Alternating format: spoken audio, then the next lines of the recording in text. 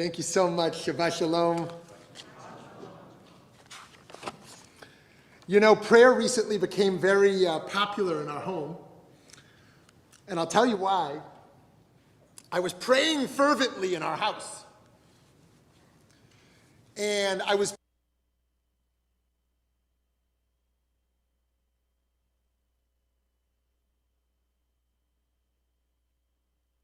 strength. I pray for the welfare of our country. And my younger son thinks there's like a channel above me.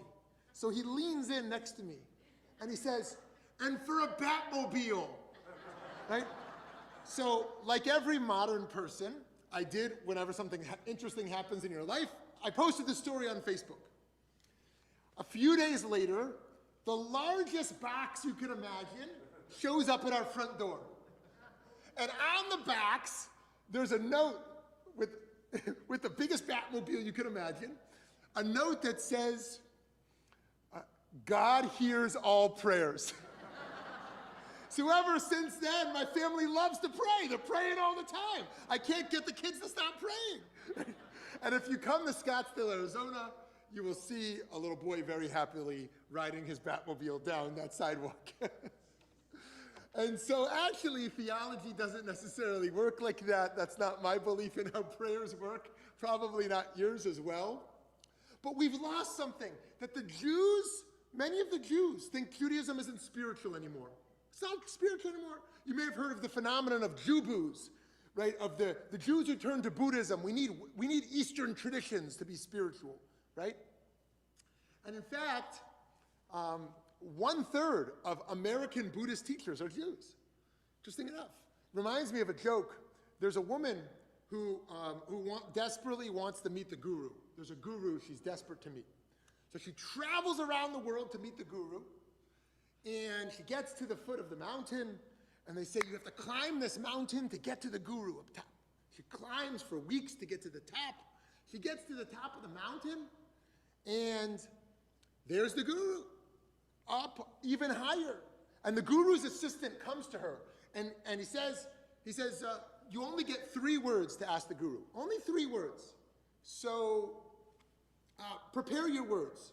She says, no, I'm ready. I know exactly what I want to say. She says, no, you only get to talk to the guru one time. You get 3 words. You got to think carefully. She says, I know exactly what I want to say. Let me go. She climbs to the top of the mountain. She sees the guru in his robe sitting on the rock, and she points at the guru, and she says, Chaim, come home. In fact, we have a lot of Jews in hiding out there. The Jews are hiding wherever they are. And so, friends, I think actually that spirituality we're looking for, we don't have to go out there. It can be right here, B'nai Moshe, right? So there's a story, because it's easy for us to forget what truly matters. Sometimes it's easy to forget. We get caught up in daily life. We forget what matters. There's a story about a family who's financially struggling. So the woman sends her husband. She says, go on a ship, leave the island, and go find us money. So he gets on a ship. He sails away to a faraway island. He gets to this faraway island, and he goes to buy a drink. And he's so excited because all over the ground of the island, there's rubies and gems everywhere. He's so excited, he takes one of these rubies. I'm here to buy a drink, right? She says, rubies? Rubies are worthless here. They're everywhere. We don't accept rubies. He says, well, what's your currency? He says, wax candles. Wax candles. So he drops all the rubies from his bag, and he works for years as hard as he can, away from his family, to accumulate all these wax candles. Very proud, he's about to go home. He goes to buy a drink with a wax candle, gets on a ship, and goes home. And says, honey, I'm home after all these years. You'll be so happy to know I've got all these wax candles. She says, you fool, wax candles. You left our family for years? In fact, we can spend our whole lives searching a currency that is ultimately valueless, right, from the perspective of eternity, right? The wax candles which actually are worth nothing. What is the currency we're pursuing in our lives?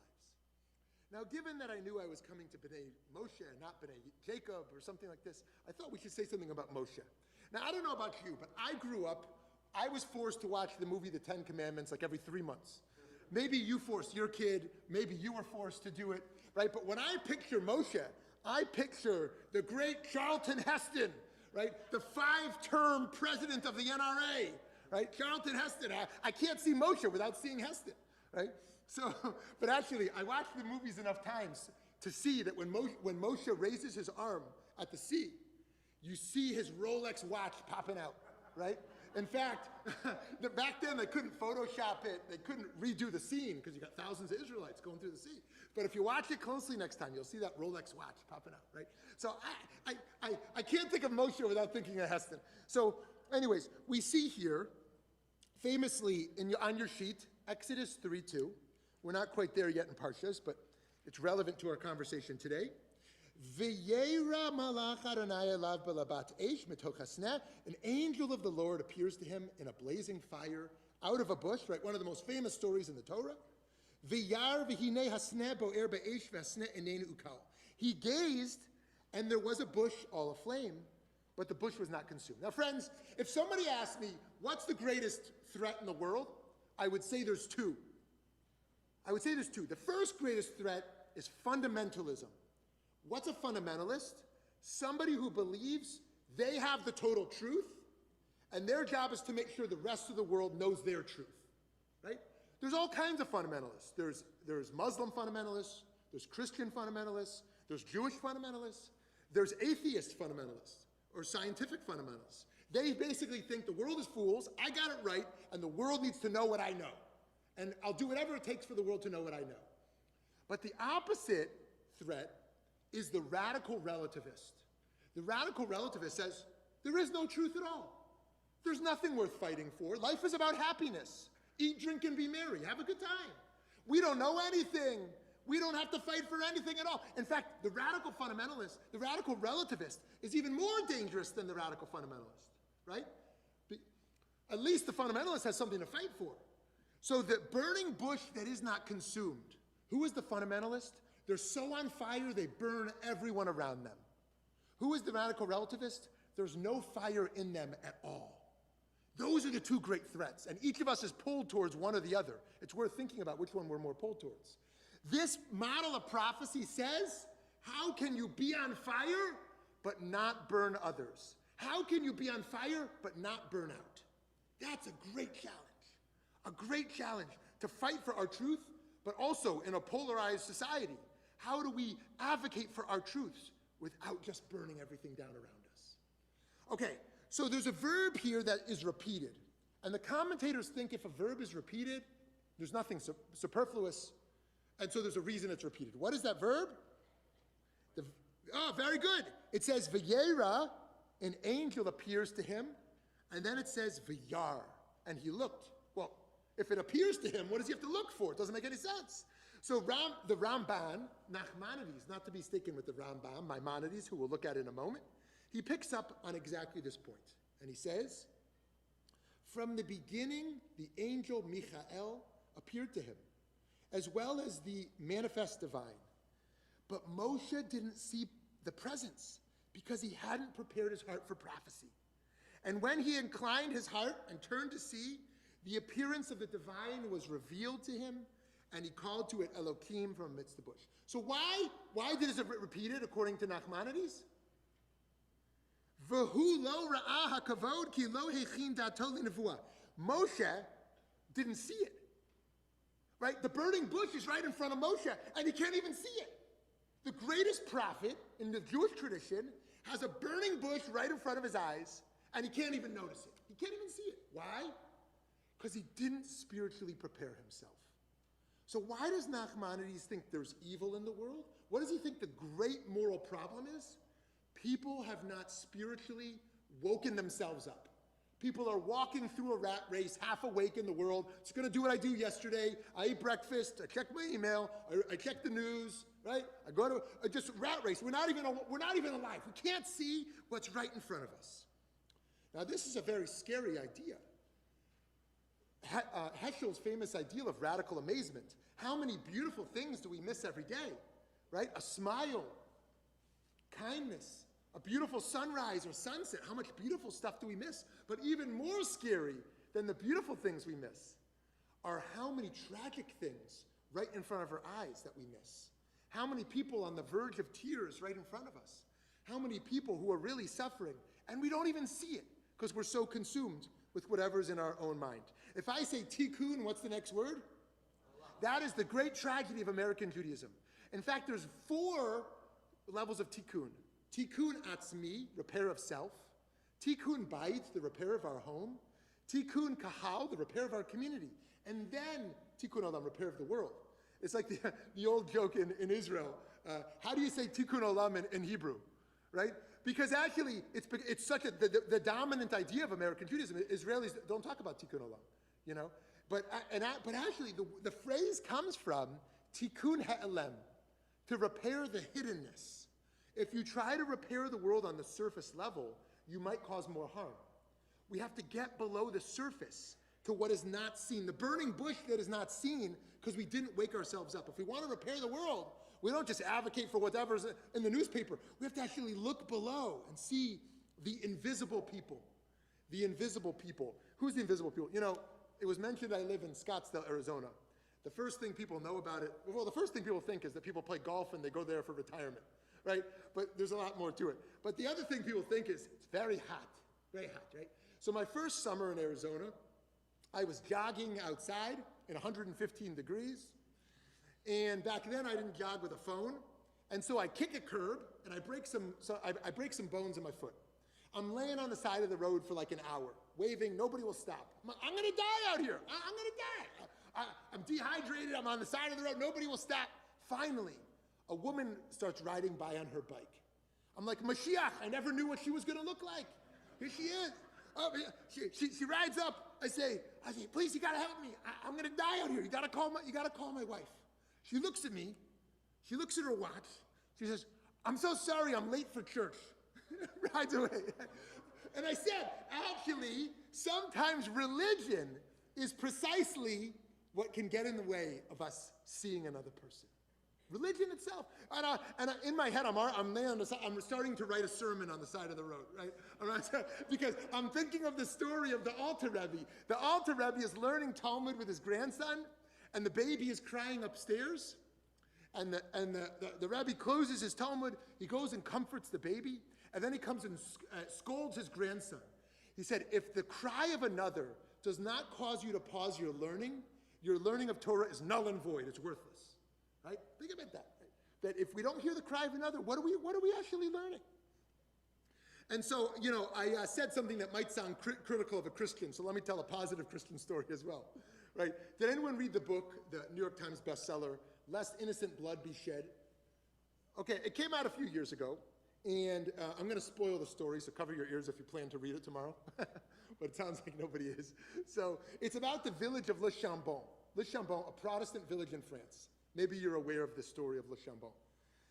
That basically, when the Vichy government was in place, the Nazi puppet government of France, and they said anybody who houses a Jew will be killed, right?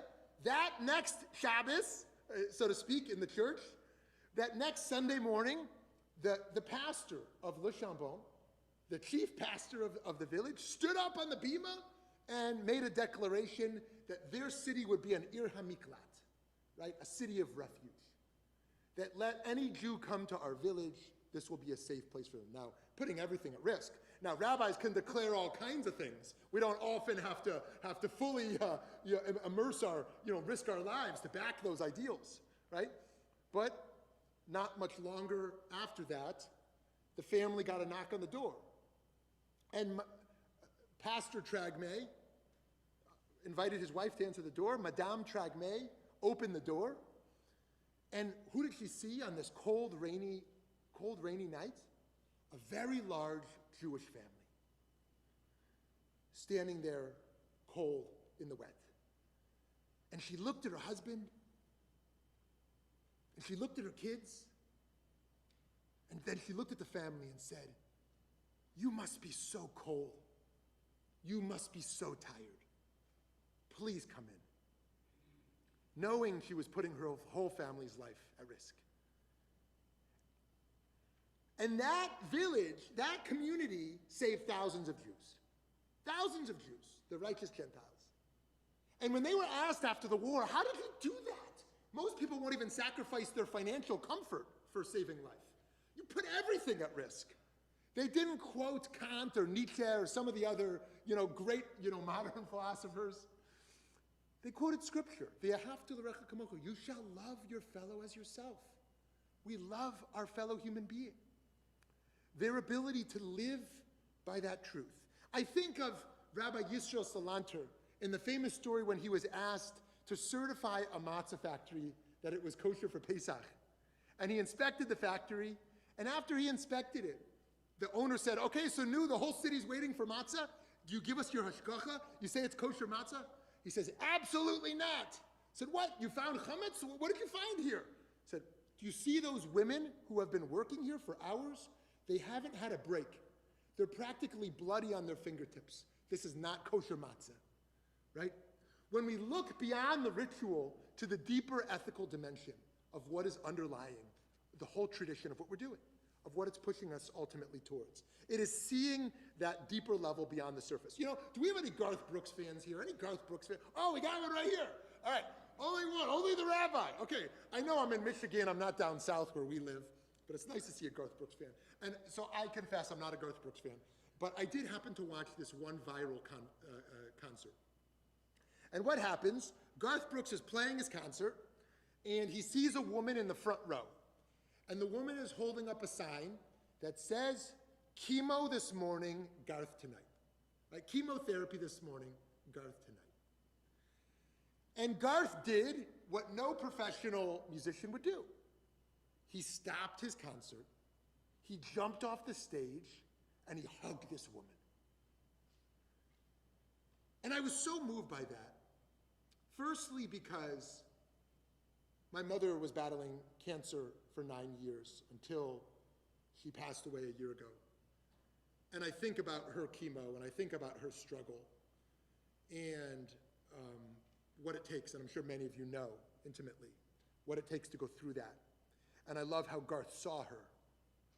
But I also think about that, because it raises the question for me, what would it take to pause my show?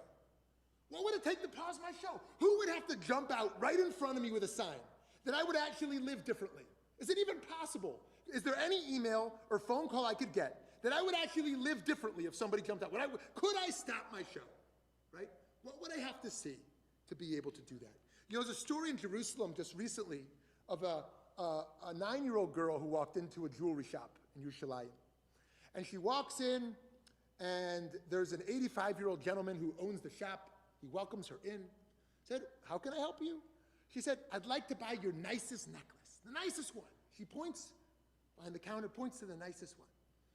And he says, well, that's a very nice choice. Who do you want to buy this for? She says, I want to buy it for my oldest sister. You see, my parents died when I was very little, and my older sister has raised me, and I've wanted to thank her. And don't worry, I'm prepared to pay for it. She pulls out of her pocket 8 shekel and 7 yagarot, right? Roughly $2. And the gentleman who owns the store looks at this beautiful necklace, costs thousands of dollars, looks at this 8 shekel, 7 yagarot, and looks at this little girl so eager to support her older sister, and says, well, that's exactly the cost of this necklace. And gives the girl the necklace and takes the 8 shekel. The next day, the older sister runs in. I'm so sorry. You must have been deceived or tricked. Please take this back. Don't call the police, please. And the owner said, oh, you see, my wife passed away a few years ago. And nobody even looks me in the eye when they buy jewelry here. It's just transactional. Your sister opened my heart. She paid 8 shekel, 7 yagarot, and 1 broken heart. She paid the full price. He saw her. He saw her at a time that it's hard to always see people. So anyways, the Ramban's answer to evil is we haven't spiritually woken us up to see who is in the front row, to see who's laying on the side of the road. We haven't woken ourselves up to see the invisible people that Yisrael Salanter could see in the matzah factory, to see who is beyond the surface. Now the Rambam, Maimonides, has a different answer. Now Maimonides, I love him, but he's an intellectual snob. Why is he an intellectual snob? Let me give an example. He thinks you only go to Olam Haba, the next world, if you intellectually got it right.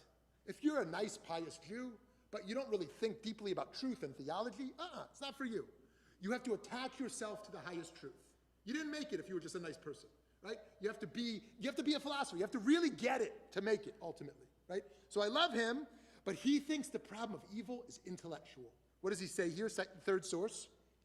These great evils that have come about between humans who inflict them upon one another because of purposes, desires, opinions, and beliefs, all of them likewise consequent upon privation. For all of them derive from ignorance. I mean from a privation of knowledge. Just as a blind man becomes absent of sight, does not cease stumbling, being wounded, and also wounding others, because he has nobody to guide him on his way. The various sects of men, every individual according to the extent of his ignorance, does to himself and to others great evils from which individuals of the species suffer. So why would some college student back Hamas? Oh, Hamas, I'm with Hamas. According to the Rambam, they never spiritually woke up. According to Maimonides, they're just foolish. They have no idea what's going on. Oh, I'm with Hamas, the freedom fighters, right? Or pick any other source of evil that you want to point to today, of someone who just simply hasn't investigated the matter. The average American reads 0.6 books a year. 0.6 books. People read headlines now. Just read headlines, right? Rambam says evil is because we've lost a thinking society. And that's true, the de-intellectualization of Jewish life, right? Of reading Jewish books, of really investigating matters. Okay, here's the closing quote, then I'll close with just one story. This comes from a professor who was at the University of Chicago, Michael Fishbane, in this book, Sacred Attunement. What is he dealing with? He is dealing with postmodern theology. That's what Professor Art Green was also dealing with. And he's one of the few constructive theologians, by which I mean he's not just rehashing past theology, he's constructing a new one for an era of uncertainty. People feel uncertain. How do you continue to pray? How do you continue to make moral choices when you're uncertain? Let's just skip to the middle because it's a little bit heavy. These claims, about halfway down, these moral claims when we're uncertain, put one under a primary obligation. One can respond or not respond, heal or destroy, attend or neglect, consume or build up. We have that choice, but we do not choose the world and its there-ness at each moment. This does not mean that one can know all that can be known at a given time, or see all that needs to be seen, nor does it suggest that what the self may now perceive or have in mind may not be better perceived or brought to mind from another time or place, or even from another person. But this does not change matters. It does not alter the reality that imposes itself on the self with each and every act of perception, and does not diminish the need to respond. Right? So Fishbane says, we have no idea what we're doing. We have no idea if there's a God, if God can hear our prayers, right? If the person we vote for is going to actually do the good they promised they said they do. That the science of today is not going to be eclipsed by the science of a decade from now, right? That we're actually causing more harm with some science. But he says, at the end of the day, you have to live with what you know right now. You got to do your best theologically and morally and spiritually, even though we don't know. Even though 10 years I'm going to know more than I knew today, you have to still act right now. That's very hard. It's very hard to live in such an uncertain world.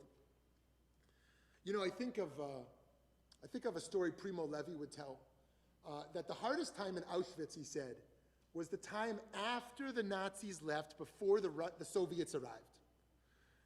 Because it was totally quiet for the first time in years, and there was no order. There was no order. And he said, then a man, starving man, found a sack of potatoes.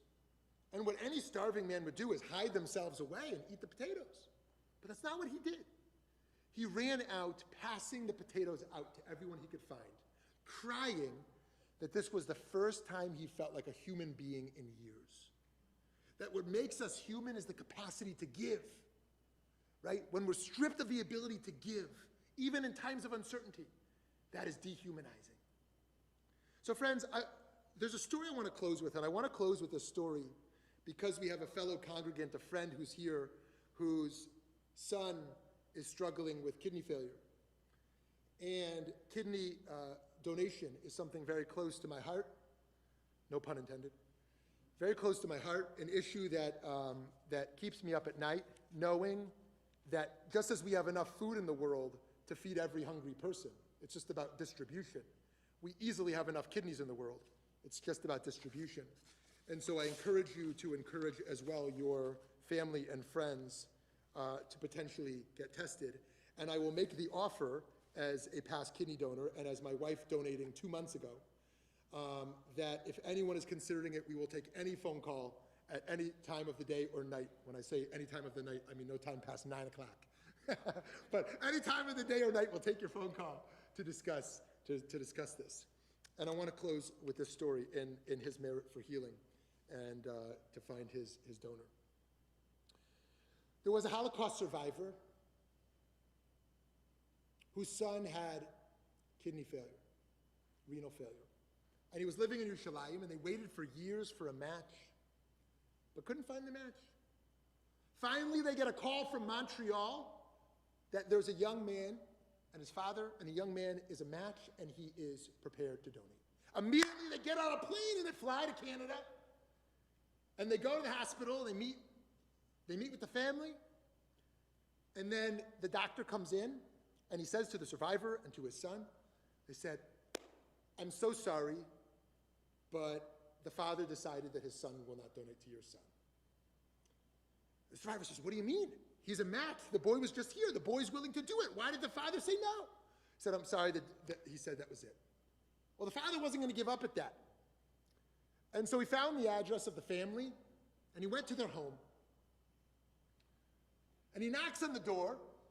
Survivor knocks on the door, and the father of the child who's a match answers the door. And he says, "What are you doing here? Get off my property." And the survivor said, "Please, in the Shoah, I lost all my family.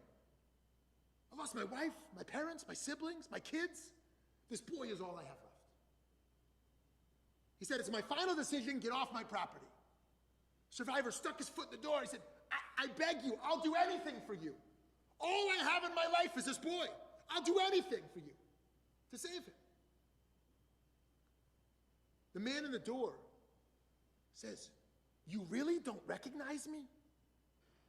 Survivor says, I'm sorry, I've never met you in my life."